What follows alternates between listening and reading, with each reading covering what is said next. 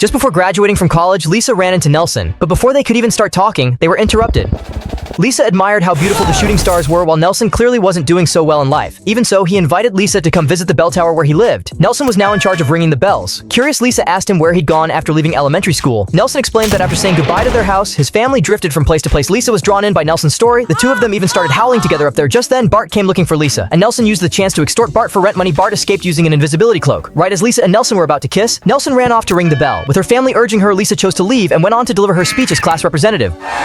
Bart teased her, saying she'd been practicing that speech for over 20 years. Passing by the bell tower afterward, Lisa fantasized about what life with Nelson might be like. She even told Homer to drive at a sad speed. 5 years later, Lisa was in a car with her boyfriend Hubert when they ran into Nelson and his girlfriend who were out catching criminals.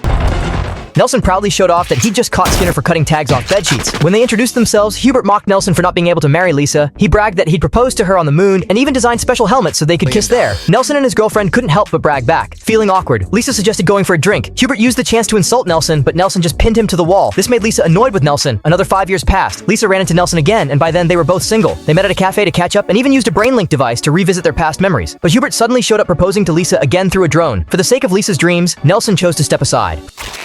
4 months later, they received a wedding invitation. At someone else's wedding, Lisa and Nelson finally figured things out, decided to run away together, and vowed to be together forever.